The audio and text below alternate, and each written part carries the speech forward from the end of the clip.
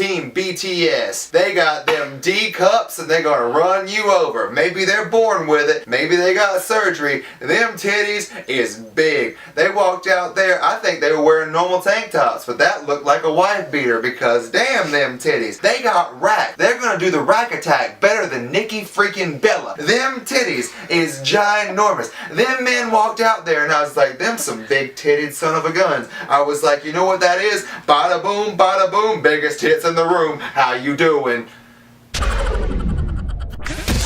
What is up, everybody? Welcome to Total Dorks. My name is Eric. My name's Joey. And we just witnessed a pretty good NXT Takeover, the end. Do you know what that means, Eric? The end of the beginning? No, it means it's time for another pay-per-view review. Oh, yeah! Woo! Okay, so we saw NXT Takeover the end, which is supposed to be like going into NXT's new era, it seems like, which is interesting. It's basically saying all the old people you knew are now on the main roster, and we're going to bring in a bunch of new people. It's basically what this entire pay-per-view was about. Alright, so let's go ahead and dive right into the matches, everybody. Alright, so to start the night off, we had the perfect 10, Ty Dillinger. 10. Going one-on-one with newcomer Spanish 100. I don't know how to pronounce his name. Cien. Just call him Cien. I call him Cien because that's 100. Okay. So we had 10 versus 100. What'd you think of it? It's okay. Not a really strong debut in my opinion for this guy. He walked out with his nice little overalls and that's about it. Nothing really special to me. I thought Dillinger looked better in this match than he did. To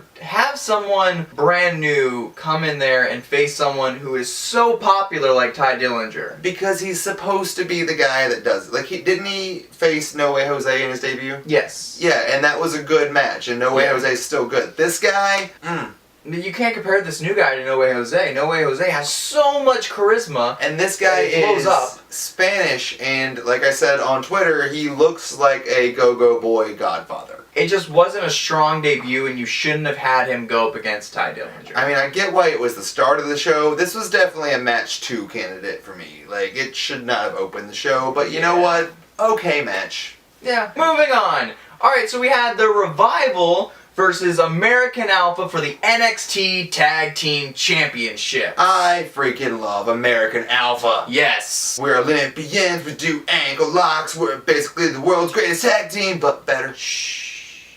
But they're really freaking great.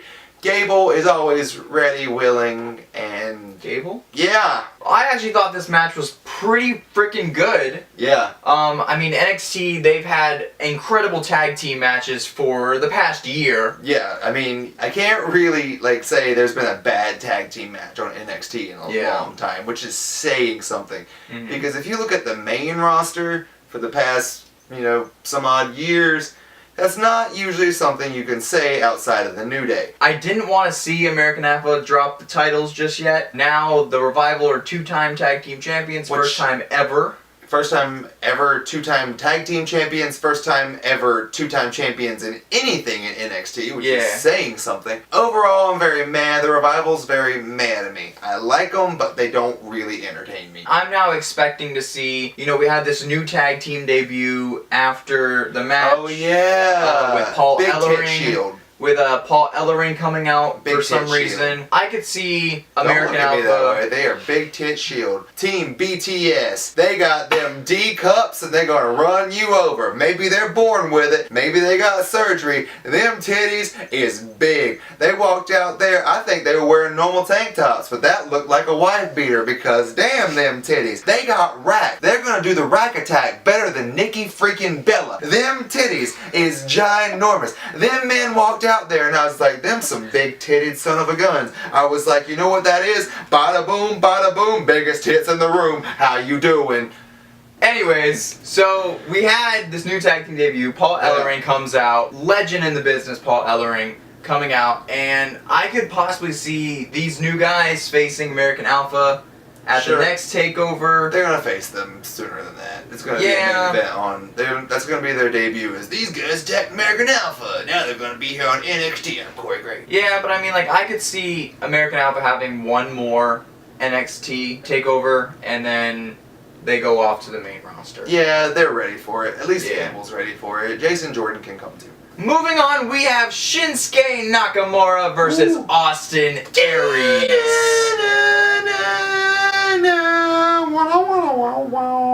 Okay, so Shinsuke Nakamura versus Austin Aries. It was for you? It's an for me. It definitely wasn't as good as Shinsuke versus Sami Zayn. Nowhere near. Nowhere near it. But I think for me, it was still the novelty of the fact that we were seeing Shinsuke Nakamura and Austin Aries inside a WWE ring at the same time. There's the novelty of it if you're an indie wrestling fan. There's also the fact that the Full Sail crowd, and pretty much every crowd I've seen, could give two about Austin Aries. Yeah, I mean, he just hasn't gotten over since being in NXT. It's very much a, yay, Austin Aries is here. That's it. That's all he gets is his intro gets a, yay, he's here. And then the match just dies. And it happened. Shinsuke saved that match. The only reason there was crowd noise during that match was because Shinsuke was doing moves and they were chanting his theme music. Yeah, they were singing his theme song the entire freaking match. Yeah, Aries is just dead in NXT. Like, I'm wondering how much longer he's going to be up there, you know? Yeah, and I mean, I'm excited to see where they go with Shinsuke now. Yes. Probably going on to face Samoa Joe for the NXT title. I'm excited. Which we'll get to Samoa Joe in a little bit. But moving on. Yes. So NXT Women's Championship match, Asuka versus Nyjah. But, no, pretty decent match, I'd say, between Asuka and Nia Jax. And it set the trend of match. Aside from the tag team match, every match we've discussed so far, including this one, has had a very meh ending. Yeah. Like, it's just kind of like, oh, they pinned him. It's like nothing builds up. There was a couple falsies in every match, but just even this one was like, cool, she kicked her in the head after she turned into this dying dragon lady, which like, and then she kicked her in the face. Yeah, I mean, it was a very, I didn't like the ending at all. No. It just wasn't, kicked her in the head like twice, and then somehow she's knocked out. I mean, she caught her really well. It was Yeah. cool, but Nia dominated that entire match. Like, it just, 2 kicks to the head to take her out just makes her look bad to me. You know what I mean? I mean, they definitely made Nia look really dominant. Yeah. Which is something that she needed. And they've been doing it, especially after the whole Bayley thing and everything. She's been looking like the dominant woman she needs to be, but aside from that, it just, man, Asuka didn't have that big of a, it was just very mad to me. I'm hoping to see who comes next. Yeah, it definitely did not meet the standards of NXT women's wrestling. Which makes me wonder where it's going to go, period. Because if you think of NXT women's wrestling, there's kind of this level, unless you're Sasha versus Bayley, who knows? Yeah. And I mean, but at the same time, that's kind of been all women's wrestling in WWE right now. Yeah, unless you're Sasha versus Bayley. Where, I mean, NXT, the women's division, is failing kind of hard right now. Same I wouldn't thing say failing. It's just not where it was. From Bayley versus Asuka at the last takeover to this takeover, it has just.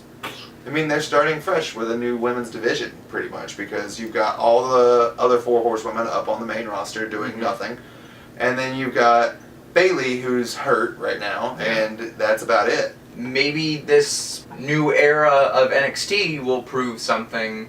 We'll see. That's about it. Moving on to our main event. So we got Finn Balor versus Samoa Joe for the NXT Championship in the first ever NXT Steel Cage match. Steel Cage.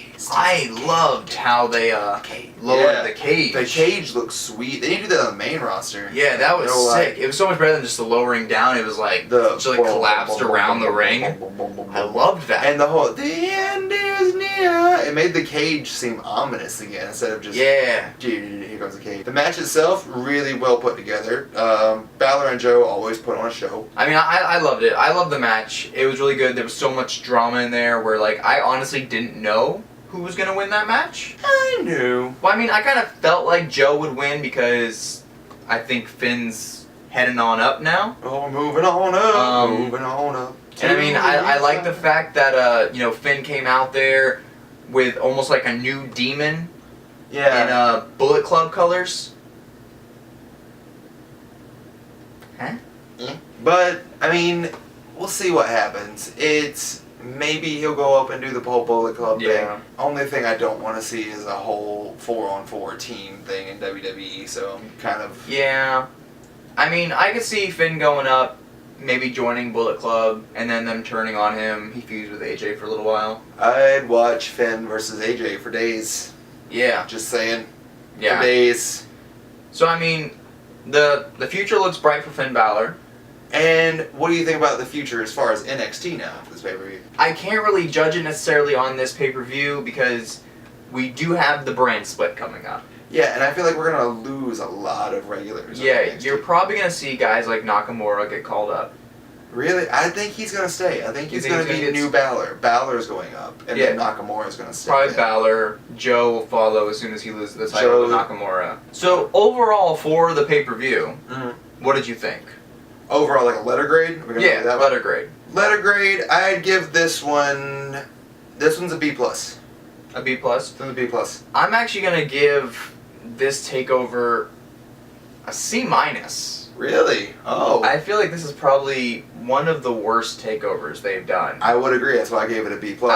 Outside of the steel cage match and the tag team match, everything else was just kind of watching it. Honestly, is not bad because by WWE standards, it was all good.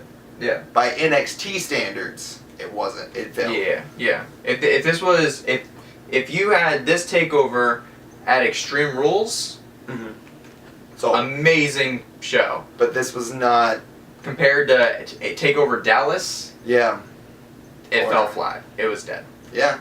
Anyway, that's our review of NXT Takeover. The end. Dun dun dun. If you like this video, give it a big thumbs up and go ahead and hit that subscribe button. Also, what did you think of the pay-per-view? There's a comment section down there, and that is what it's for. Sound off. Let your voice be heard. Make NXT great again.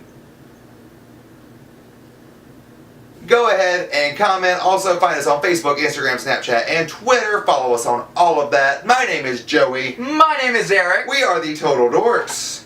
And see you later.